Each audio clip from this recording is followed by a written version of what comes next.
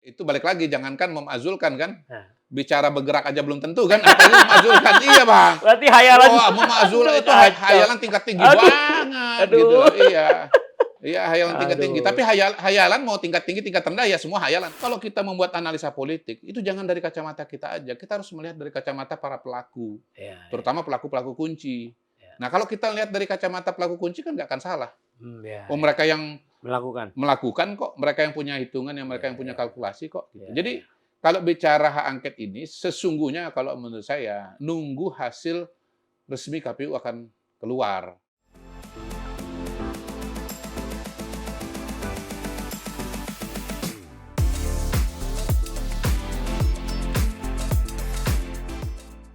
Sobat Panangian, saya kembali lagi mengundang sobat lama saya, seorang dukun politik. Karena apa?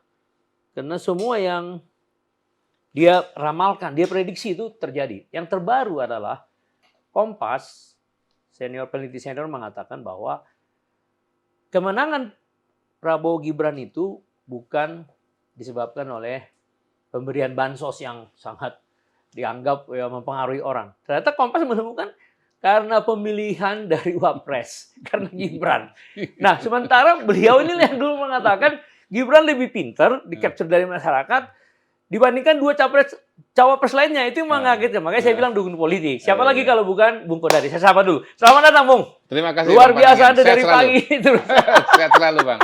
Sehat Tapi selalu. ya, tapi sebelum itu Iya. saya apresiasi dulu tentang apa namanya? Tingkat kedukunan Anda itu. Ampun, Bang, ampun. Surveyor yang Iya, iya. memberikan Iya. capture tentang Iya. Anda sendiri aja. Iya, iya. Orang semua peduli dengan presidennya kan dari Iya, dulu. iya, iya, iya. Ya kan? Iya. Elektabilitas. Ini wapresnya. Iya, Bang. Itu bukan tentang elektabilitas, tentang bagaimana masyarakat melihat orang ini. Iya, kembali lagi sebetulnya ini kan yang bicara data, Bang. Memang. Bukan saya sendiri yang bilang. Betul. Nah, kalau yang dari saya itu adalah soal perspektif. Tapi perspektif ini tidak mungkin tanpa dukungan dari data. Jadi Betul. sesungguhnya basicnya tetap data. Saya pernah mengatakan di sini atau di tempat yang lain bahwa pemilu 2024 itu buat saya adalah kemenangan ilmu pengetahuan, garis miring data. Ya. Yang kedua, ketajaman perspektif dan analisa. Dan yang ketiga adalah akumulasi pengetahuan. Jadi kalau tiga hal itu digabung, maka kemudian insya Allah apa yang kita sampaikan akan terjadi. Nah, ada mulai ke depan nih, Bang, saya jangan dibilang dukun lagi. Karena apa? Karena gini. Mohon maaf. Bukan apa-apa, Bang. Gini, karena begini. Dari sini ke depan, data-datanya itu bukan data kuantitatif lagi, Bang. Iya. Kita akan masuk kepada data-data kualitatif, ya. Data kualitatif itu jauh lebih mudah berubah daripada data kuantitatif. Iya dong. Ya. Ya. Terutama kalau kita bicara pemilu presiden. Pemilu presiden itu data kuantitatif melibatkan populasi yang sangat besar, yang perubahannya itu tidak mudah gitu. Sementara kalau kita bicara dinamika politik pada hari ini, yang notabene sudah mulai geser ke elit, itu pergeserannya itu sangat mudah terjadi, Bang. Karena kita bicara 1, 2, 3 orang. Iya. Gitu. Jadi Ngerti. kita diskusi-diskusi politik per hari ini, kita bukan lagi bicara data survei dan sesuatu yang kita bisa lihat sebuah trajektorinya dengan sangat jelas. Ini kita bicara elit politik ini bisa berubah setiap saat, Bang, gitu. Jadi Siap. saya itu tidak tingkat keyakinan, level of confidence saya mengenai dinamika politik yang sifatnya yang datanya kualitatif tadi tidak akan pernah sama dengan kuantitatif gitu, Pak. Ya. Tapi lepas dari itu semua, Iya. kan demokrasi boleh berpendapat kan? Iya, betul. Waktu Anda mengatakan kalau capres nanti adalah Gibran, terjadi gempa politik. Terbukti. Dan Anda bilang itu aset. Terbukti. Jadi artinya apa yang mau saya katakan? Pemerhatian Anda membuat penelitian itu menjadi mendapat perhatian. Iya. Sehingga kalau Anda terlalu diundang kadang-kadang kontroversi 5 lawan 1 karena dianggap ini nggak bakalan bisa dihancur. Iya, Bang. Kita selalu pakai data. Justru itu kelebihan. Nah, iya. Sekarang kita ngobrol dulu tentang yang terakhir ini, hak angket dihubungkan dengan kecurangan pemilu. Iya. Apa sebenarnya yang melatar belakangnya sehingga Pak Ganjar ngomong, udahlah hak angket aja. Ya, ini kan pertama sebuah pola yang selalu terjadi lah setelah pemilu berakhir ya. Dalam pemilu itu kan ada yang angkanya tinggi alias menang, ada yang angkanya kalah alias kalah. Angkanya kecil alias kalah gitu.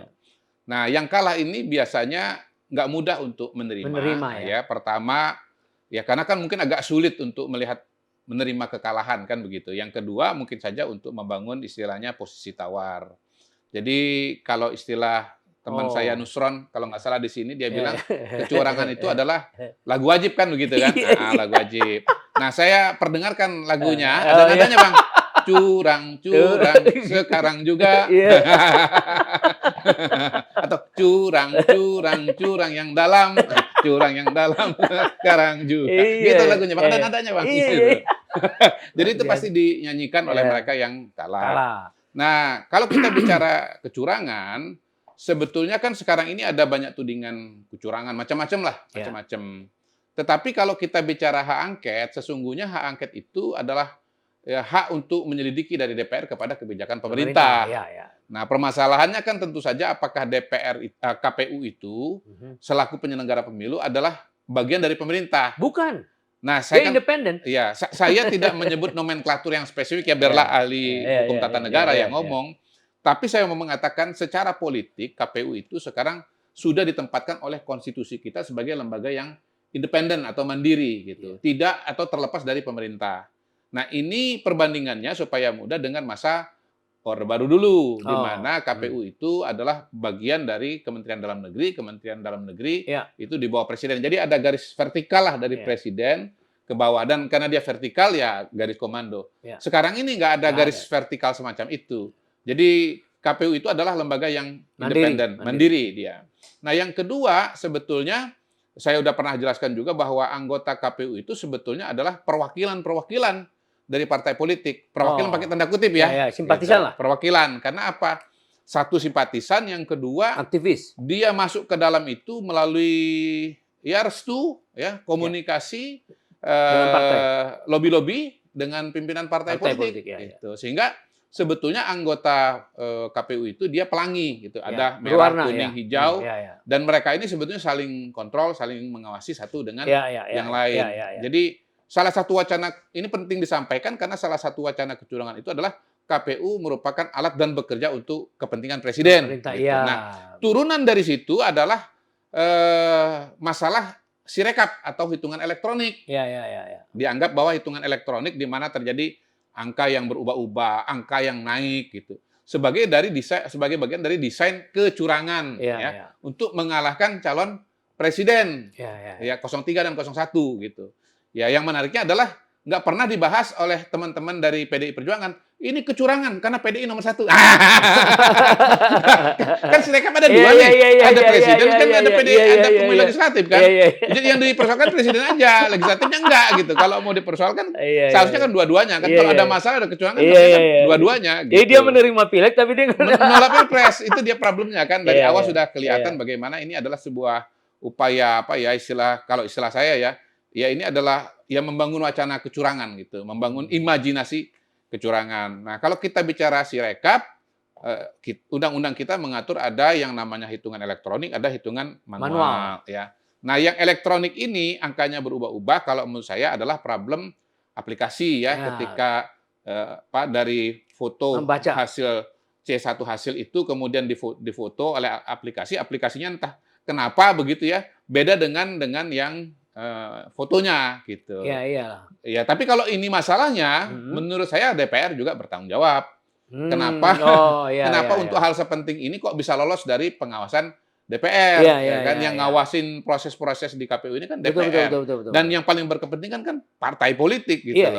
Bagaimana untuk hal yang sangat fundamental buat nasib mereka, mereka mengabaikan atau timbul masalah. Gitu. Jadi masalah Sirekap itu adalah turunan dari tudingan kecurangan dari KPU gitu. Nah, sekarang kan kalau mau dibawa kepada hak angket, saya kira ahli hukum tata negara juga ada terbelah-belah juga dalam soal ini. Pandangannya. Ya, ada yang mengatakan tetap bisa ke KPU dipanggil untuk hak angket, ada juga yang mengatakan tidak bisa gitu ya. Yang bisa itu cuma pemerintah. Nah, dari sisi pemerintah yang bisa di hak angket mungkin soal apa? Soal isu ketidaknetralan aparat misalnya, tapi PJ misalnya. Nah, itu dia turunannya adalah soal PJ. Tapi soal PJ saya sudah jelaskan bahwa PJ itu adalah manajemen administrasi pemerintahan biasa yang timbul ya akibat adanya pilkada Kekosongan. serentak November 2024. Ya. Sementara sebagian besar wilayah di Indonesia, baik provinsi maupun kabupaten kota, itu sudah berakhir masa jabatannya, ada yang 2022, ada 2023, dan Ya. ada yang 2024. Nah, mungkin yang baru dari saya lihat belum pernah diomongin orang adalah bahwa sesungguhnya rancangan pemilu serentak itu yang melahirkan adanya PJ itu adalah produk DPR, produk partai politik pada tahun 2016. Udah lama sekali. 8 tahun lalu. Iya, kalau mau curang kan baru-baru aja. Ya, ada yang bilang juga begini, Gibran aja di wali kota baru 2020 kok. Jadi nggak ada hubungannya sama sekali. Jadi partai politik dulu merasa bahwa mereka ini habis waktunya, habis tenaga ngurusin pilkada tiap hari. Jadi pilkada waktu pertama serentak kan yang ngikutin masa berakhirnya masa jabatan. Jadi 550 kabupaten kota provinsi pilkada itu ya hampir tiap hari lah. Kalau didistribusikan dalam 365 hari, bahkan sehari bisa dua. Bisa dua diurus ya. Jadi dia bisa dua. Muncullah itu jadi muncullah gagasan, udah kita bikin sekali deh, satu hari aja selesai, habis itu kita bisa mikirkan yang lain-lain, untuk urusan partai, urusan pembangunan, dan seterusnya. Nah, menuju ke sana itu ada pemilu semi serentak 2017, 2018, 2020. 250 pilkada, 125 pilkada, 125 pilkada, gitu. Nah, itu yang menyebabkan kenapa Anies misalnya menang pilkada 2017, 2022 berakhir diisi dengan PJ. Ganjar habis pilkada menang pilkada 2018, habis 2023 diisi dengan PJ gitu. Jadi kalau memang udah mau curang dengan PJ, harusnya 2019 sudah bikin PJ kan gitu. Nggak bisa, karena waktu itu belum ke sana arahnya, belum memenuhi syarat untuk adanya kekosongan yang menuju pemilu serentak gitu, Bang. Ya kalau mau itu mau dipersoalkan hak angket, menurut saya nanti ya anggota DPR akan ketemu dengan teman-temannya sendiri. Atau bahkan sebagian dari mereka yang misalnya, yang bikin sebenarnya saya dulu. Ya cuman memang partai-partai politik kan sekarang jarang yang ngomong gitu. Dan sebetulnya kalau hemat saya sekarang nggak mudah juga untuk angket itu. Pertama, partai politik sekarang konsentrasi dengan urusan pemilu legislatif loh. Jadi mereka sekarang sibuk dengan perhitungan kursi di semua level, baik DPRD kabupaten kota, provinsi maupun di tingkat nasional. Lalu personil-personilnya sibuk dengan urusan penghitungan caleg kan masing-masing kan gitu. Dirinya Iya, menyelamatkan dirinya masing-masing kan. Jangan sampai suara saya hilang, jangan sampai suara saya, kursi saya hilang gitu. Dan menurut saya ini pertarungan yang sangat serius, terutama untuk PDI Perjuangan dan Partai Golkar, karena secara suara kan PDI unggul. 16, berapa persen gitu. Dan Golkar nomor 2, 14 atau 15% gitu ya. Real count kalau nggak salah ada 15%. Nah ini kalau dilihat dari kacamata kursi atau nanti transformasi kursi, bukan mustahil Golkar itu bisa di atas PDI Perjuangan ya. Berarti ketua DPR bisa dari Golkar? Bisa dari Golkar kalau belajar dari pengalaman sebelumnya. Di mana Golkar itu kursinya biasanya itu 2% di atas suara elektoral, Bang.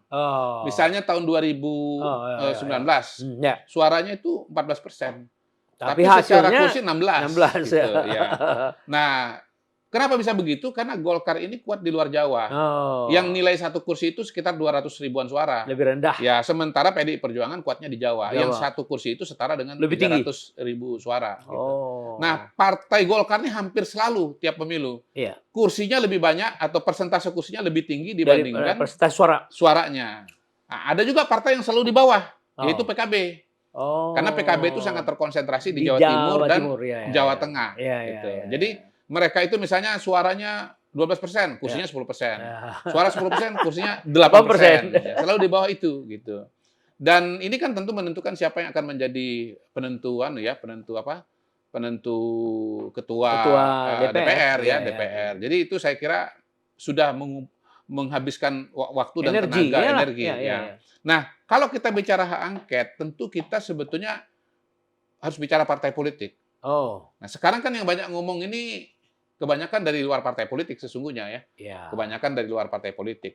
Baik LSM ataupun asosiasi purnawirawan. Bukan ketua partai politik yang ngomong. Bukan. Dari sekjen partai pun yang sudah jelas ngomong itu kan dari 3 partai 01. PKS, Nasdem, dan PKB. Tapi mereka mengatakan begini, Bang. kami menunggu PDI Perjuangan bergerak. Oh, Iya. jadi inisiatornya nanti Jadi ya mereka akan lihat PDI maju apa enggak gitu. Kalau PDI nggak maju, mereka juga nggak maju karena mereka mungkin menghitung bahwa kalau mereka saja ya hak angket ini akan gugur. gugur di tengah jalan gitu loh, Ya, karena ya. dukungan politiknya tidak cukup Cukup besar kuat, ya. gitu. Nah, masalahnya kan kemudian PDI Perjuangan apakah kemudian memang akan Menarik. maju dengan hak angket? Iya, dia harus menarik dulu kabinetnya. Nah, menurut saya nggak mudah gitu loh. Karena kalau hak angket itu maju, ya bukan mustahil kan akan ada reshuffle kabinet, Iya, gitu. iya dong. Di mana menteri-menteri dari PDI Perjuangan itu akan Mundur. di reshuffle gitu. Atau misalnya PDI-nya narik dulu, baru hak angketnya jalan kan? Iya, Gitu. iya dong. Yang manapun lebih dulu hemat saya tidak akan mudah. Oh. Karena apa? Karena ya bayangkan PDI Perjuangan 8 bulan ke depan kehilangan menteri secara resmi sih 7 ya, Iya, yang 7. setahu saya yang punya Iya, KTA. iya, 7. Jadi, tetapi saya yakin lebih daripada itu, karena ada juga menteri-menteri yang tidak resmi sebagai anggota PDI Perjuangan, tetapi masuk lewat endorsement atau dari asosiasinya dengan iya, PDI Perjuangan gitu, atau Ibu Mega Iya, iya, gitu. iya. Bahkan ada satu posisi yang sangat spesial menurut saya, Mhm. posisi yang sangat spesial ya. Ya kalau kemudian ini apa ya, kalau ini ditarik, ini ya buat PDI juga berat gitu. Apa itu? Sementara kalau Pak Jokowi justru menarik juga hubungan putus dengan PDI Perjuangan. Jadi menurut saya ada satu posisi ini yang boleh dibilang menjadi kunci ya untuk ya bagi dua ini tidak mudah untuk saling melepaskan satu dengan yang lain gitu Bang. Satu posisi jabatan itu gitu dan satu orang itu gitu. Apa itu? Siapa? Biar kolom komentar aja nanti. Itulah kelebihannya. Jadi dibuat penasaran kita. Iya, Luar biasa. kolom komentar. Tapi mungkin ini nggak banyak diketahui orang atau dibaca orang gitu. Jadi, tapi buat saya ini sangat menentukan untuk kuncian antara Bu Mega dengan Pak Jokowi. Dan itu kelebihan Anda. Pengikat ya. Karena gini loh, pengamat-pengamat yang lain lebih lihat dari kulit-kulitnya aja soal kecurangan ini. Anda dari strukturnya lihat ini PJ ini udah tahun 2016 nih ini nggak ada yang ngomong gitu. Jadi Anda jadi diajar bisa. Nggak bisa Bang. Wah teman-teman partai politik sendiri kok yang bikin. Iya. Mereka sendiri sibuk gitu. Makanya saya bilang Dirty Food itu murni sebagai imajinasi kotor itu. Tapi saya heran banget kok. Itu kan ahli tata negara kok. Anda tuh nggak meneliti apa PJ itu lahirnya dari mana. Saya heran banget itu. Heran banget saya itu. Yang katanya dokter-dokter hebat-hebat itu kok lompat kesimpulannya ya. Hal sepele kayak begitu. Iya, ya. Soal keberadaan PJ dia salah, soal peran PJ dalam mobilisasi suara juga dia salah. Kan saya pernah bilang, jangankan PJ, gubernur definitif aja nggak bisa mengarahkan suara capres supaya menang di daerahnya. Dia sebagai seorang ahli harus malu sebenarnya. Iya, cuman memang kan kita susah ngomong atau masih dibantah-bantah ketika Pilpresnya belum terselenggara, tapi sekarang udah terselenggara kan kita enak ngomongnya. Sulawesi Utara, gubernur definitif dari PDI Perjuangan, yang menang Prabowo Gibran 77%. Wayan Koster di Bali, gubernur definitif PDI Perjuangan, yang menang Prabowo Gibran 55%. Lebih lucu lagi kemarin ada yang memprotes supaya diulang. Tadinya menang 01, 03, ternyata menang 02, diulang. Lucu. Kita kata kayak gitu-gitu loh. Betul. Sebetulnya kalau ada pemilihan ulang sekarang, justru angkanya 02 itu malah bisa lebih meningkat karena orang kan mau ikut pemenang. Iyalah Bang, psikologisnya kan mau ikut pemenang. Mana mau ngomong saya milih yang kalah udah jelas-jelas kalah kok, pasti orang. Jadi banyak juga yang nyesal ya. Nah, ya kalau nyesal, kalau sekedar nyesal, kalau pilkadanya nggak diulang kan nggak bisa. Tapi orang-orang nyesal ini begitu ada kesempatan nyoblos, wah buru-buru dia tuker gitu. Terjadi. Makanya suara 02 bisa naik Bang, gitu. Jadi sebetulnya pemilihan ulang itu kalau diselenggarakan lagi, jangan-jangan angka 02-nya akan lebih tinggi gitu. Iya Bang. Jadi ya balik soal apa ya, soal PDI Perjuangan ya. Menurut saya kuncinya di PDI Perjuangan. Itu satu ya yang 10 menteri itu 10-11 menteri itu nggak mudah buat PDI Perjuangan. Apalagi ada satu golden position yang tadi Anda bilang saya itu sebut tadi biar nanti kolom komentar yang membahas lah. Yang kedua, ini nggak boleh dilupakan oleh orang juga. Ini belum kelihatan. Sekarang belum kelihatan. Bahkan belum terpikir. Sebetulnya kan kita bicara tadi PDI Perjuangan sekalipun kursinya paling tinggi Bang, dan pakai undang-undang susunan kedudukan MPR, DPR, DPD sekarang ini, itu adalah otomatis jadi ketua DPR sebagai kursi ketua DPR sebagai kursi. Jangan lupa pernah ada peristiwa koalisi merah putih, di mana terjadi perubahan susunan kedudukan, gitu loh. Jadi bisa saja kemudian undang-undang sekarang ini, Susduk ini, Ah. yang mengotomatiskan pemenang pemilu itu menjadi ketua DPR itu diubah, Bang. Sehingga akhirnya nanti tarung bebas. Aduh. Yang resikonya atau artinya bisa Kehilangan. jadi kursi PDI Perjuangan itu akan Hilang. kehilangan. Iya. Nah, itu kan belum dibahas, bahkan belum dipikirkan sekarang Iya. oleh Iya, mereka atau iya. belum dibahas kan, Bang? Iya, iya, iya, Karena iya. mereka sibuk ngitung Pilkada, kursi. iya, iya, Iya. iya. Tapi hemat saya situation room-nya PDI Perjuangan pasti sudah menghitung ini juga. Oh. Bahwa kita kalau misalnya nanti mendorong hak angket, Yes. di seberang juga akan ada dorongan yang lain agar ada Iya, revisi Susduk kan gitu kan. Oh, itu pasti Golkar sama Gerindra itu anu banget. Iya, iya. Pengen banget itu gitu loh. Iya. Iya. Iya. Jadi berat juga ya. Iya, dan ada seseorang di DPR pada hari ini yang sebetulnya sangat lincah sekali, Bang. Seseorang yang sangat lincah sekali. Yang kalau misalnya ini dibuka revisi undang-undang Susduk ini bisa dia yang jadi, Bang. Iya, lewat Gitu. yang sana ya. Bisa lewat yang sana-sana gitu, Bang. Jangan sana aja, sana-sana. Dan bisa menyesal. Iya, dan dia juga bisa kalau misalnya ada restunya dari atas, dia bisa bergerak ini untuk mendorong perubahan undang-undang ini. Ada seseorang yang sangat lincah sekarang ini. Abang tanya dong, siapa? Siapa itu?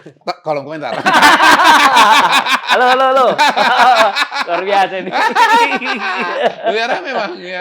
Biar kolom komentarnya rame. Iya, Bang. Jadi ada seseorang lagi. Iya, Jadi iya. sebetulnya hak angket ini untuk jalan itu tidak lempeng-lempeng aja sebagaimana yang dibayangkan oleh para purnawirawan itu. Iya. Atau para akademisi itu, atau para aktivis itu, nggak Iya, semudah iya, itu, iya, Bang. iya, iya. Jadi kaitannya itu sangat-sangat Complicated, banyak. Iya, complicated. ya.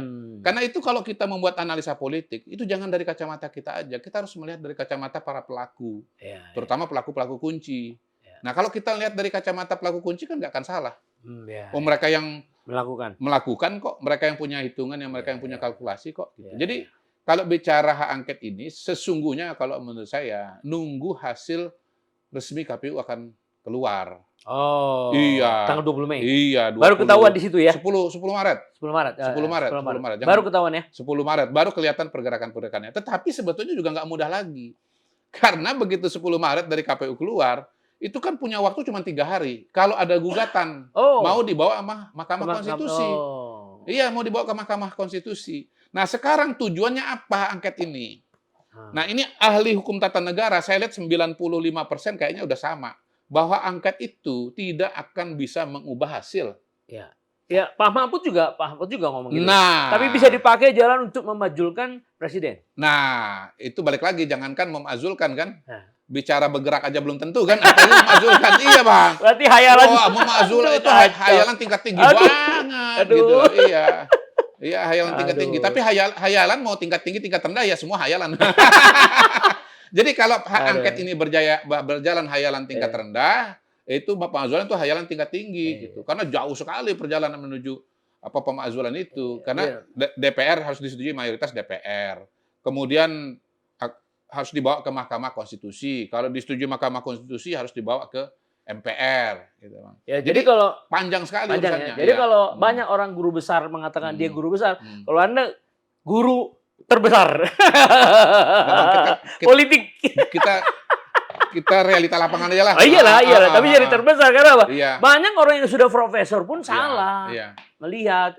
Ya tadi Karena balik lagi, Bang, dokter salah Nah. melihat struktur dari PJ. Iya. Jadi gimana? Dudukannya nggak beres. Iya, benar juga. Bagaimana ya, Bang, ya? menganalisa? Jadi Oh, Anda benar cocok juga ya. tuh. Oke lah kalau nggak mau dukun, guru terbesar. Guru besar. Iya, Bang. Oke, terus kemudian Hmm. kalau memang susah hak angket ini dibawa, Hmm. apalagi tidak mungkin mengubah Hmm. pemilu. Jadi sebenarnya kemungkinan besar partai-partai yang ada sekarang di Pilpres yang berseberangan dengan 02, kemungkinan seberapa besar kemungkinan gabung dengan 02? Nah, di sisi yang lain kan sebetulnya kita melihat bahwa Partai Nasdem misalnya Ya. Pak Surya Paloh udah ketemu dengan Pak Jokowi. Dan menurut saya sih bisa ketemu itu karena memang ada Persamaan. titik temu Ya, gitu ya. ya. Karena kan begini, mereka ini kan nggak mungkin ketemu dalam situasi seperti ini. Baru menyampaikan pesan masing-masing. Biasanya sudah ada messenger duluan itu. Iyalah. Apa agenda ya? Iyalah. Iya, Misalnya iya, begini, iya, dari iya. Pak Surya Paloh ada Iya, iya, orang iya, mau iya. ketemu dengan Pak Jokowi. Ya. Itu nggak mungkin langsung ke Pak Jokowi, kepada timnya Pak Jokowi dulu. Pasti ditanya, Apa? mau ngomong apa, soal apa, gitu Iya, kan? iya. Soal ini, gitu kan, gitu. lapor dulu kan gitu, Iya. Pak mau ketemu soal ini gini. Lalu kemudian dikasih tahu sama Pak Jokowi, kalau begini oke kan gitu kan. Kalau nggak begitu nggak usah ketemu kan gitu Bang. Iya. Lihat aja kan pernah lama nggak ketemu. Mungkin selama nggak ketemu karena belum oke itu, belum ACC. Tapi setelah ACC kan bisa ketemu. Gitu Bang. Jadi ketemu itu sebetulnya hanya formalitas saja. Apalagi kalau ketemunya terbuka begitu Bang. Menurut saya kalau ketemunya udah terbuka begitu, artinya sebetulnya ini cuman showcase saja ini, cuman panggung depannya aja, panggung belakangnya udah beres. Kalau belum beres nggak akan terjadi tuh pertemuan terbuka begitu tuh nggak mungkin Bang. Ini kita mengedukasi masyarakat. Iya dong. Harus dong. Harus dong. Ya termasuk mulai hari ini kita juga mengedukasi para pengamat politik dan para guru besar juga. Kayaknya terpaksa ya. Terpaksa ternyata. Apa boleh buat? Guru besar cuma judul saja gitu loh. Ternyata ilmunya kecil. Iya Bang. Guru besar judulnya doang, ilmunya kecil. Nah, kemudian Gitu. Kemudian kalau kita guru kecil aja Bang. Iya. Ilmunya kecil juga. Itu kan Nasdem. Kalau misalnya P3, katakanlah Sandi udah mengatakan, Betul. dia sangat terhormat apabila bergabung. Betul. Kan begini, Sandi ini kan sebetulnya pendatang baru ya kalau di P3. Jadi kalau kita mau dengar P3 benar, sebetulnya harus dengar dari Pak Ketua Umum. Ya.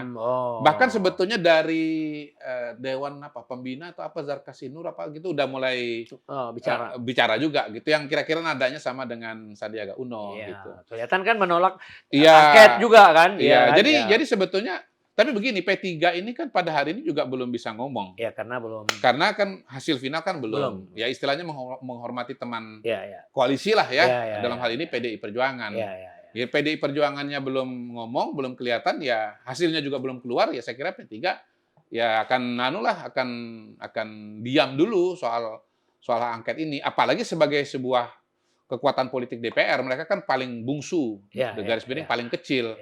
Nah, di antara semua partai politik ini Bang, sekarang Bang, yang paling sibuk itu menurut saya P3.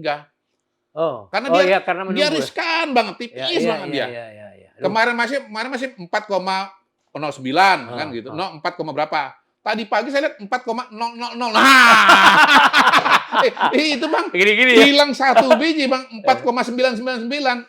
3,999 nggak lolos ya Bang. Iya, jadi P3 itu boro-boro mikirin nasib orang lain, nasib dirinya sendiri aja sangat ditubir jurang Bang gitu.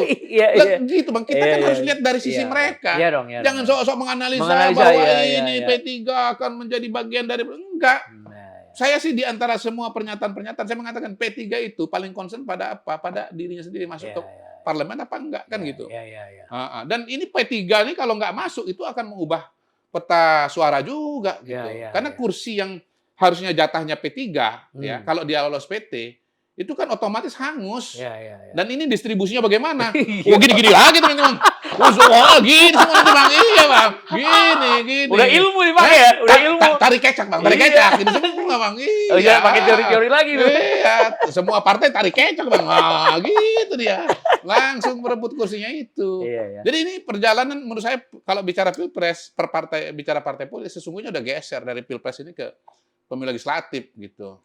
Dari calon presiden kepada Pileg sekarang ini Bang.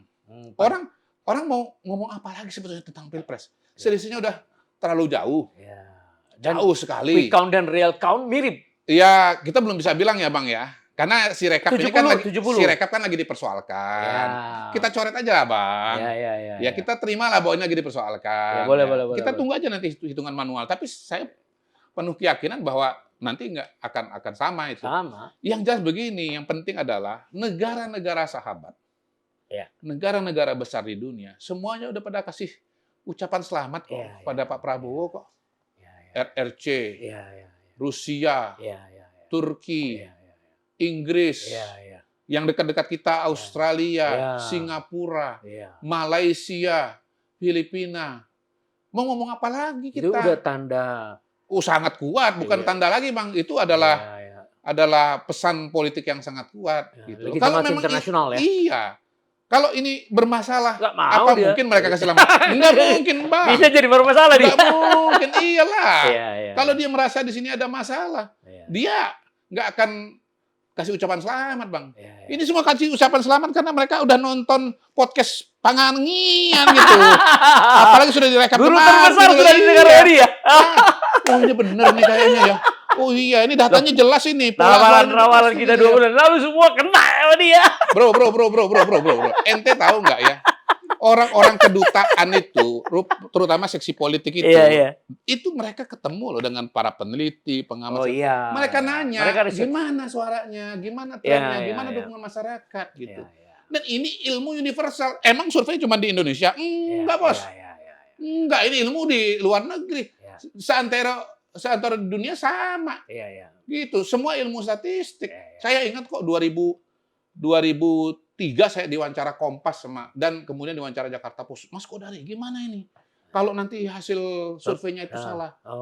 Ya saya bilang ya kita nasibnya sama dengan partai politik buram, nggak lolos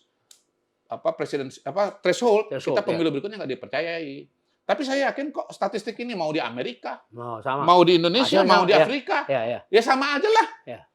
Dan ternyata terbukti gitu loh. Jadi ini ilmu universal, ini ilmu pengetahuan. Jadi bukan cuma diperlakukan di Indonesia, tapi juga bisa dikerjakan di negara-negara demokrasi ya, negara demokrasi ya. Gitu. Jadi ya negara-negara yang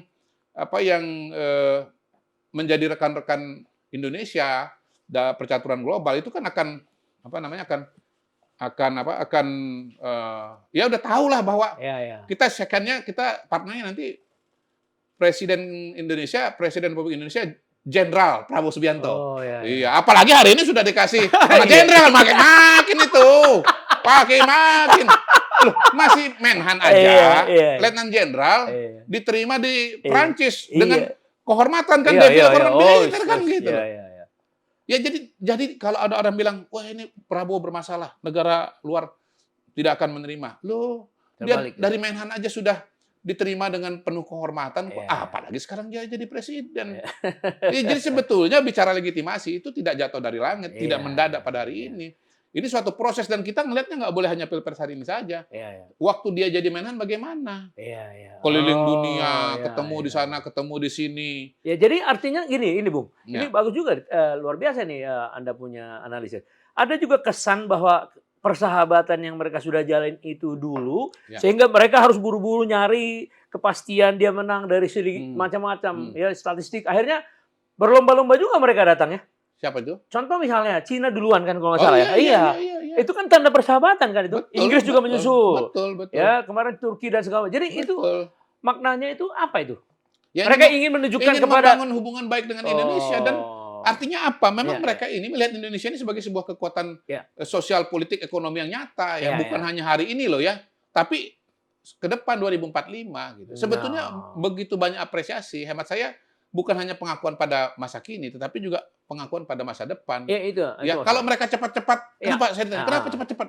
Loh, soalnya mereka tahu ini orang yang akan mengantarkan Indonesia dan memastikan Indonesia menjadi negara maju tahun 2045. Indonesia akan menjadi negara terkuat nomor 4 secara ekonomi.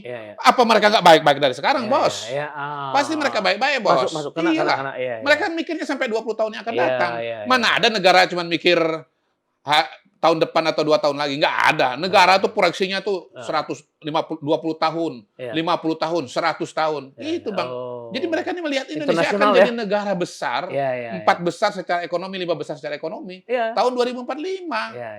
Nah, proses itu, agenda itu, program itu sudah dikerjakan oleh Pak Jokowi. Begitu mereka lihat Prabowo, oh ini lanjut ini barang. Begitu mereka lihat ada Mas Gibran, oh lanjut lagi nih barang. Gitu. Iya. Luar biasa. Lanjut lagi nih barang. Oh jadi jangan macam-macam kita sama Indonesia, kita baik-baik nih. Iya kan? Kita baik-baik. 2045 dia negara besar. Negara besar dia, negara maju dia. Harus kita deketin dari sekarang. Harus deketin dari sekarang. Gitu loh. Kalau mau dekat-dekat nanti kan udah terlambat. Gitu Bang. Jadi ya menurut saya kita wawasannya juga harus diperluas ya. Gitu. Jadi ya dengan adanya Pak Prabowo diberikan jenderal kehormatan itu juga. Gimana dampaknya itu terhadap dia sendiri sebagai person? Pasti kan ada semacam apa? Saya kira pasti terharu sekali, Bang. Iya. Jangankan beliau, saya aja terharu kok membaca berita itu. Luar biasa. Perjuangan Pak Prabowo mengalami jatuh bangun, karir militer gitu kan. Akhirnya mencapai puncaknya.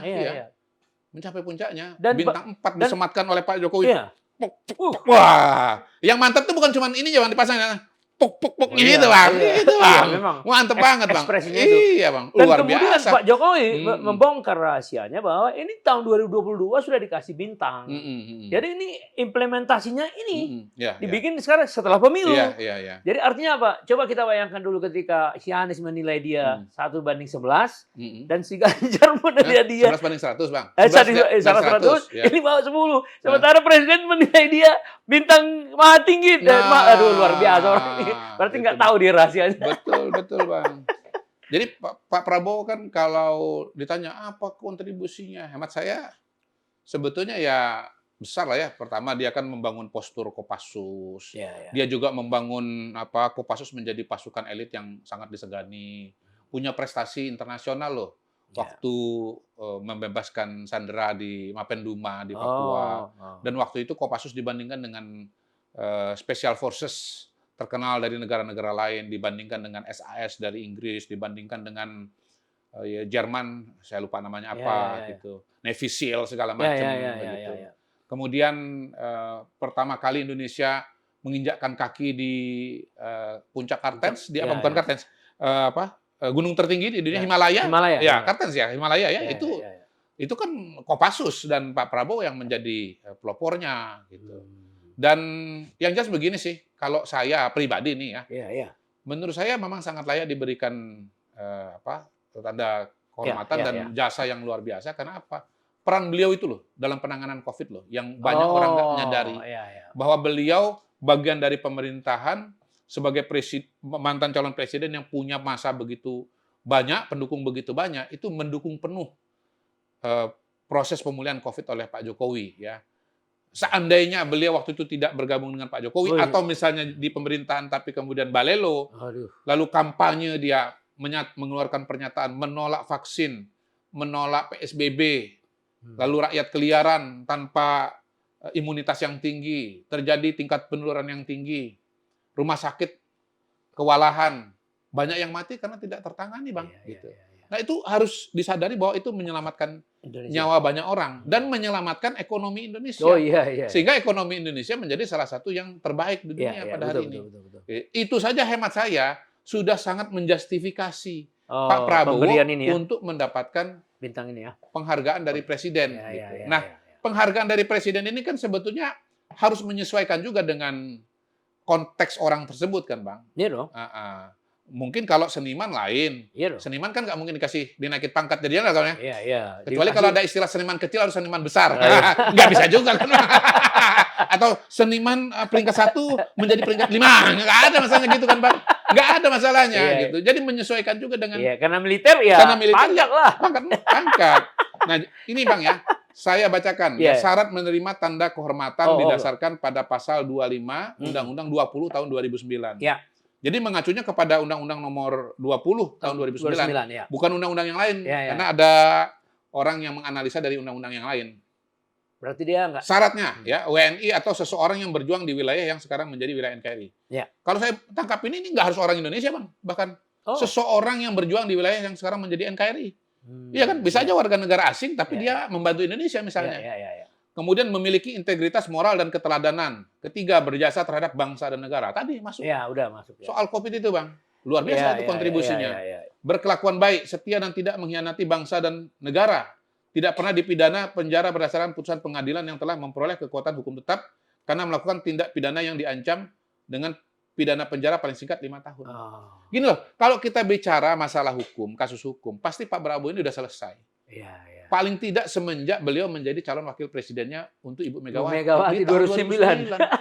Kalau dia punya masalah hukum, apapun itu, pasti kan nggak lolos. Dan setelah itu dia maju calon presiden 3 kali. 2014, 2019, 2024. Kalau memang ada masalah hukum, ada kendala hukum, ya pasti nggak mungkin maju sebagai calon presiden. Nyatanya sampai sekarang nggak ada, gitu loh. Jadi menurut saya orang yang mempersoalkan masalah hukum lagi itu sebetulnya sudah sangat-sangat tidak relevan gitu. Kemudian yang menerima pangkat kehormatan sebagai jenderal, ini saya coba list ya Bang ya. Pernah Sarwo Edi Wibowo pada eranya Pak Harto. Dulu ya. Juga Susilo Sudarman, sama zaman Pak Harto juga kan. Agung Gumelar mendapatkan anugerah jenderal kehormatan di era Presiden Abdurrahman Wahid. Oh. Kemudian LBP, Luhut Binsar Panjaitan, Oh, juga di siapa tuh eranya Abdurrahman Wahid. Ini saya riset cepat-cepat aja. Kalau Iya, ada yang salah, tolong dikoreksi teman-teman Ya, netizen ya, ya. ya. Kemudian ini yang menarik, Bang. Ah. Susilo Bambang Yudhoyono Oh. mendapat juga jenderal kehormatan dari Presiden Megawati. Oh, Sweet kan, sweet kan? Iya, iya, iya. Iya. So sweet. Iya, kenaikan pangkat diterima ketika SBY menjabat sebagai Menko Polhukam Oh. di era pemerintahan Presiden Megawati. Lalu Pak Hari Sabarno Oh. sebagai Menteri Dalam Negeri. Iya, iya. Ibu iya. Megawati juga yang memberikan. Oh. Lalu AM Hendro Priyono menerima jenderal kehormatan oleh Ibu Megawati Oh. di saat menjadi kepala Badan Intelijen Negara. Negara. Jadi Bu Mega sendiri Iya, iya. sudah pernah kasih gelar 3. kehormatan 3 orang. Iya, iya, iya. 3 orang. Jadi kalau sekarang Pak Jokowi ngasih, menurut saya sih, ya teman-teman PDI Perjuangan juga nggak bisa mempersoalkan. Iya, Karena Bu iya. Mega sendiri juga udah pernah Terus memberikan pada waktu... Terus dia cuma kasih 1, bukan? Iya kan? Nah, baru 1 ya? Iya. Nah, kan cuma 1. Iya. Ya, saya bacakan lagi nih, Bang. Iya, iya, Saya iya. sengaja dibacakan supaya jangan salah ya. Harus dong. Karena bicara undang-undang nih. Pasal Iya. 33. Penghormatan dan penghargaan sebagaimana dimaksud untuk penerima tanda jasa dan tanda kehormatan yang masih hidup dapat berupa A. Pengangkatan atau kenaikan pangkat secara istimewa. Ini. Ya. B. Pemberian sejumlah uang sekaligus atau berkala. Dan atau C. Hak protokol dalam acara resmi dan acara kenegaraan. Jadi Ya. dinaikkan pangkat itu adalah manifestasi dari undang-undang ini. Iya, Pasal 33. Iya. Pemberian gelar tanda jasa dan atau tanda kehormatan ditetapkan dengan keputusan Presiden. Presiden. Luar biasa ya. Jadi sebetulnya dasar hukumnya sangat-sangat Sangat kuat. jelas, sangat kuat. Dasar historisnya juga sangat-sangat Kuat. kuat. Ya. Jadi kalau Lebih kuat lagi kan gitu kan. Ya. Sekarang kita mau bilang bahwa Pak siapa sebentar tadi siapa aja di zaman Bu Mega tadi siapa aja? 3, Hari Sabarno, Hari Sabarno, Susilo Bambang Yudhoyono, AM Hendro Priyono. AM. Apa kita mau mengatakan? Siapa nih? Coba. Kolom komentar lagi nih netizen. Siapa yang berani mengatakan bahwa Pak Hari Sabarno itu lebih berprestasi, lebih berjasa dibandingkan dengan Pak Prabowo? Iya. Iya kan? Iya, Oh, Pak Hari Sabarno lebih berjasa daripada Iya. Pak Prabowo Subianto. Karena itu kalau Pak Hari Sabarno itu pantas dapat. Ya. Tapi Pak Prabowo di bawah itu kontribusinya, Iya. karena itu nggak pantas dapat. Nggak Saya bisa. yakin sih kalau Pak Hari Sabarno itu kontribusi Pak Prabowo itu nggak kalah lah. Ya, terutama dengan COVID tadi. Saya nggak bilang lebih tinggi ya. Iya. Saya nggak bilang lebih tinggi. Iya. Tapi minimal nggak kalah. Iya. Dengan Pak Hendro Priyono, dengan Nah. segala hormat juga kepada jagoan kita. Iya. Pak jagoan kita. Nggak kalah juga ya. Dan ngomong-ngomong Pak Hendro Priyono adalah guru besar yang ilmunya juga besar. Iya. Beliau termasuk yang di awal juga Oh, mengatakan iya. Sekali putaran. sekali bukan juga dia berapa menang ini, Prabowo menang ini. Ini guru besar ilmunya besar nih, Bang. Iya. Bukan guru besar ilmunya kecil, iya, Bang. Ini Iya, hormat iya. betul. Iya. Dan ini beneran intelijen. Iya. Iya. Karena tahu bahwa ini bakal menang. Iya. Kalau ada intelijen bilang bahwa Prabowo kalah, bukan intel itu. Kaleng-kaleng. Intul itu, bukan intel, intul. Iya, Bang. Iya. Gitu. Jadi, Nah. ya saya kira dengan contoh-contoh yang sudah diberikan nama-namanya tadi, Iya. ya. Pak LBP, Agung Gumelar, menurut saya Nggak kalah. kontribusi Pak Prabowo dalam pemerintahan dan bagi bangsa dan negara nggak Dan kalah. terlihat semua mereka mendukung sekarang. Iya. Ya kan? Terlihat, Pak. Semua mendukung, Pak. Iya. Anda boleh berdebat soal kontribusi Pak Prabowo dalam dunia militer. Boleh, silahkan. Ada yang mengatakan, gue lebih jagoan. Gue lebih banyak operasi, gitu kan? Tapi menurut saya nggak bisa dibantah semua orang adalah betapa besar peran Prabowo dalam penanganan COVID. Yang menyelamatkan sekian juta Orang. Ya. nyawa manusia Iya. Indonesia, warga negara Indonesia. Itu menurut saya nggak bisa dibantah. Jadi pantas ya. Sangat Dia pantas. mendapatkan dia.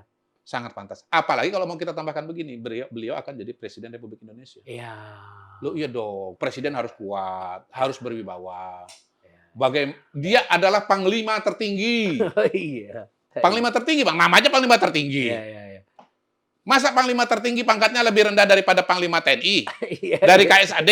Iya. Dari KSAL? Iya. Dari KSAU? Mikir! Iya. Kan gitu, Bang. Iya kan? Iya Jadi gitu loh, Bang. pas banget ya. Lo dong. Pak Jokowi itu memberikan sebuah setting terbaik bagi penerusnya ke depan. Untuk menjadi pemimpin yang tertinggi dari segala macam segi, Bang. Bayangkan, memang kemampuan analisa catur seorang super grandmaster Pak Jokowi luar biasa. Iya kan? Ini orang ini kan tadi kurang mikir. Pak Prabowo presiden, panglima tertinggi TNI, komandan tertinggi Polri. Ya dia harus jenderal dong. Jenderal, Bang. Jadi nanti kan KSAD, KSAL, KSAU, gininya mantap banget, Bang. Siap. Ya. Secara jabatan presiden, secara kepangkatan juga adalah Dan yang luar biasa, jenderal. Anda benar ya, bahwa katanya itu adalah diverifikasi dengan penghargaan 2022. Jadi yang mengusulkan itu rapat panglima kepada presiden. Presiden menyetujui, luar biasa itu. Jadi panglimanya. Setahu saya sih kan kayak gelar-gelar begini tuh ada dewan sendiri, Bang. Iya. Dewan apa? Bintang dan jasa lah. Ya, tapi presiden mengucapkan itu dari dalam presidensi. Iya. Jadi saya menyetujui usulan itu. Wah, luar biasa itu. Iya, Bang. Iya, menurut saya dia timbang dari semua bos, segi kan. Gini, Bos. Ya, apa? Panglima TNI sekarang siapa? Agus Subianto. Siapa Agus? Waktu beliau sudah mayor jenderal, pelayanan jenderal, itu anak buahnya. Agus Subianto itu. Iya, di Kostrad. Iya. Ada di biografinya Agus Subianto, saya baca. Ya, jadi tahu. Bayangkan nanti Panglima TNI, Agus Subianto kan bintang 4 kan? Pak Prabowo presiden. Kalau dia Pak Prabowo-nya belum dinaikin bintang 4, kan gininya kan ada gini. Enggak gitu, Bang. Gitu. Kurang enak ya. Angkatnya gini. Gitu. Tapi kalau bintang 4 siap. Begitu. Gitu, Bang. Jadi pemahaman kita itu jangan hanya struktur ya. Sempit, tapi juga harus kultural, harus psikologi, harus menyeluruh. Gitu. Kalau Pak Jokowi itu lengkap banget Bang analisanya. Makanya saya nggak ada lawan, Mas. Susah lawan Pak Jokowi itu. Iya. Ya, kemudian gini, ada yang begini, Bang. Ya. Presiden itu kalau dia tidak kuat sekuat-kuatnya, yang repot adalah bangsa dan negara kita juga. Dia nggak bisa memimpin. Semua pemimpin itu, Bang, pada dasarnya adalah lokomotif yang menarik gerbong di belakangnya. Nah, manusia dengan gerbong terpanjang dan terberat di Republik namanya presiden. Kalau kita mau nggak gerbong ini melaju dengan cepat, lancar, dan mulus? Mau dong. Iya dong. Sebagai kalau mau negara. nggak mau kan nyangkut-nyangkut kan? Enggak yang susah kan di belakang rakyat kan? Nah, supaya dia bisa melaju cepat, lancar, ya dia berikanlah semua kapasitas kepada dirinya itu. Berikanlah dia CC yang tertinggi, CC yang terbaik. Untuk dia kemudian menjadi lokomotif yang paling kuat. Melanjutkan pembangunan. Kalau kita cara berpikirnya seperti itu, lokomotif kita, pemimpin kita ini adalah lokomotif. Makin dia kuat, makin maju bangsa kita ini, makin cepat kita untuk berhasil dan sejahtera. Kalau cara berpikirnya seperti itu, Bang, ini rakyat nurut semua, Bang. Ini namanya positive thinking. Iya, tapi memang begitu, Bang. Emang harus begitu. Jadi sebetulnya kalau ada rakyat, anggota gerbong, yang bikin susah pemimpinnya, sebetulnya dia sedang nembak kaki sendiri. Udah pindah aja lu ke gerbong yang lain. Gitu, Bang. Nah, sedikit ada yang menarik nih. Prabowo itu kan sebagai calon presiden terpilih nanti, dia ketemu 2 kali dengan SBY. Apa maknanya ini? Karena mungkin sama-sama militer ya, latar belakangnya. Iya. Kan presiden. Saya bagi ada 3 topik itu. Masa lalu, masa kini, dan masa depan. Iya. Masa lalu. Kalau masa lalu kan sama-sama di akademi militer. Tahun masuknya sama. Ya walaupun mungkin beda kelompok bermain gitu misalnya kan. Ya tapi kan sebetulnya ya paling nggak nostalgia zaman-zaman dulu mahasiswa di akademi Taruna ya. Kemudian juga ini 2 orang sama-sama pintar, sama-sama suka baca buku, suka sama-sama diskusi sebetulnya. Pasti banyak yang didiskusikan, diperbincangkan. Kemudian yang masa depan, ya Partai Demokrat menjadi partai politik pendukung Prabowo, pasti masuk ke dalam kabinet, masuk dalam pemerintahan. Pak SBY pernah jadi presiden. Tentu ada pengalaman-pengalaman yang bisa diceritakan kepada Prabowo. Soal nanti diambil atau enggak itu soal yang lain. Tapi di situ ada lesson learn, ya kan? Lesson learn. Nah, yang pada masa kini ini kan proses transisi. Transisi pemerintahan. Bagaimana dalam transisi ini ya apa yang bisa dikerjakan bareng, misalnya bicara soal hasil pemilu, bicara masalah angket segala macam itu kan perlu diatur-atur juga. Gitu. Jadi menurut saya banyak sekali topik. Istilah saya itu, ini sering banget kalau kan dibilang, terus sering banget Pak Prabowo untuk ketemu dengan SBY 2 kali. Saya bilang masih kurang itu. Sebenarnya aturannya kurang itu. Iya. Loh, cerita-cerita masa lalu aja kalau saya bisa 2-3 kali, ya kan? Cerita soal transisi 2-3 kali. Cerita soal masa depan 5 kali. Berapa? 3 tambah 5, 11. Harusnya 11 nih, Bang. Emang luar menuju biasa. tahun menuju Oktober pelantikan nanti paling nggak 10-11 kali menurut saya harus ketemu sebetulnya. Ya, karena yang menarik kan AHY diundang oleh Hmm. Pak Jokowi pada Hmm. saat yang tidak lebih lama kurangnya. Hmm. Jadi hubungan antara presiden ke-6, ke-7, Ya. ke-8 ini memang luar biasa itu. Nah, hemat saya sih kalau bisa sebetulnya ya Pak Prabowo ketemu juga dengan Bu Mega kan. Oh iya dong. Iya kan? Iya, iya. Pernah presiden juga. Ya, Saya dengar juga sudah ya walaupun dibuat tidak katanya. terlalu panjang ya, sekitar Ya. 2 tahun saja ya. Iya, iya. Ya, 2001, Ya, 3, 2004. 2004. 3 ya, tahun lah. 3 tahun. Ya, 3 Dan tahun. saya dengar sudah dilakukan itu ya, penjajakan itu. Pasti, Ya, pasti. ya, ya. Komunikasi itu pasti terjadi, Bang. Kan Ya. makin tambah lagi wawasan, Ya. bertambah lagi persiapan Pak Prabowo menuju presiden Ya. yang baik. Kan pemilunya udah selesai, siapapun yang terpilih, walaupun dia bukan pilihan kita. Ini saya pinjam istilahnya Yunarto Wijaya nih, bagus sekali. Walaupun yang kita pilih walaupun yang menang bukan presiden yang kita pilih, tapi kita harus berdoa agar dia menjadi presiden yang baik. Oh.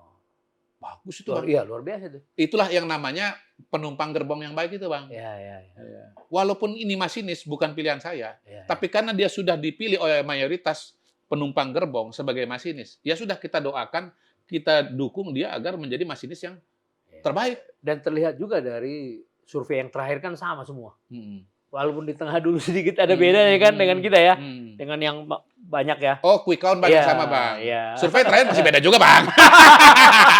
Survei terakhir masih Ya, ada bedanya tapi juga. paling tidak- Ya, ketika yang lain sudah Ganjar udah nomor 3, nomor 3 dia masih nomor 2.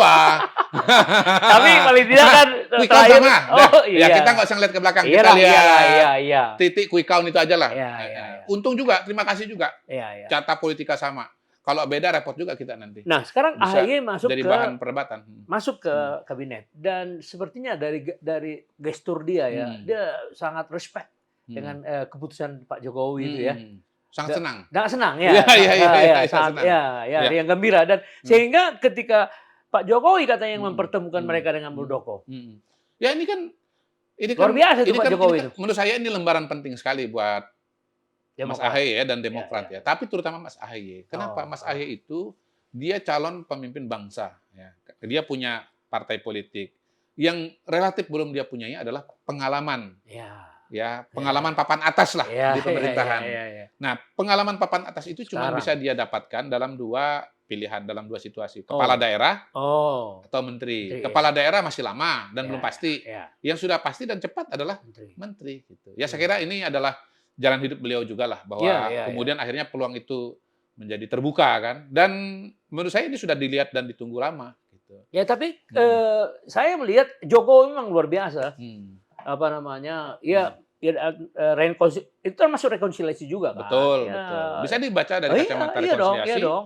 Bisa juga dibaca dari kacamata catur politik gitu kan. Bisa. Mungkin ini variabel ketiga bahwa PDI itu tidak mudah keluar lagi juga Bang karena sudah ada penggantinya di dalam. Boleh juga. Kalau PDI keluar, di dalam sudah ada Demokrat. Iya, boleh juga. Tidak sebesar PDI, tapi ya. kan minimal ada ganjelnya kan gitu Bang. Iya, iya. Nah, dan kalau ganjel ini ada Demokrat, Iya. Demokrat bisa panggil-panggil juga PKS. Wih, gabung. Akhirnya PKS juga masuk juga kan begitu Iya, kan. iya, iya. Akhirnya Iya. PKS dan Demokrat kalau digabung, ya kayak PDI juga Iya, kursinya. iya. Kurang lebih. Iya. Tapi artinya gini, prospek Demokrat itu akan meningkat lagi dengan adanya ini, terbuka dong? Di pemilu 2024. Iya dong. Oh, tentu. 2029 nanti. 2029. Nah. Oh, iya. Kalau menurut saya sih soal terbuka, soal naik atau tidak itu soal yang masih agak panjang untuk diperhitungkan. Tetapi paling tidak, kalau kita bicara karir pribadi AHY, Oh iya. kalau misalnya nanti dia mau jadi calon presiden wakil presiden, itu sudah lebih punya kualifikasi lah. Iya. Lebih mudah diterima lah. Iya. Ya sampai level tertentu hemat saya Mas Anies pun juga ada berat-beratnya. Surya Paloh juga ada berat-beratnya. Iya. Karena Mas AHY kan waktu sebelum jadi menteri kan pangkat terakhirnya kan mayor. Iya. Ya itu tadi, kalau mayor mau dinaikkan jenderal langsung kan susah. Mungkin iya. Mayor kan naik letkol kan. Iya. Paling tinggi kolonel kan. Iya. Nah, kalau beliau wapres. Nanti kan kalau ada panglima mau ini lebih berat lagi. Iya. Nggak naik lagi susah nanti. Iya. Gitu, Jadi Bang. sangat bagus ya untuk Sangat bagus, luar biasa. Bagus, ya. Nah, itu penting sekali buat menurut saya salah satu breakthrough dan game changer buat AHY dan Partai Demokrat menuju 2029 ya. Iya dong. Masih jauh ya, masih jauh. Iya, ini masih Adalah muda. dengan dia menjadi menteri sekarang. Dan ini juga bagus juga proses transisinya AHY nanti jadi menteri lagi kan pasti di 2024 2009 Iya, pasti iya, nanti. iya. Oleh Pak Prabowo ya. Oleh di kabinetnya Prabowo Gibran. ya. Iya. Iya, iya. Jadi ya proses adaptasi di pemerintahnya kan sudah lebih enak lah ya. Iya, iya. Karena sudah 8 bulan di posisi Menteri ATR. Nah, jadi artinya ketika mereka ketemu dalam satu rapat kabinet Hmm. dengan Pak Muldoko, Hmm. terus langsung mencair ya. Hmm. Katanya Kalau sih- cair saya belum berani ngomong ya Bang ya. belum ya, Minimal belum ya. sudah shake hand. Sudah shake hand ya. Minimal sudah shake hand. Dan itu suatu pesan yang sangat bagus kepada masyarakat Masyarakat. Indonesia. Iya, Katanya iya. peranan Pak Jokowi besar di situ katanya. Oh gitu ya? Iya, Oh, iya, oke. iya.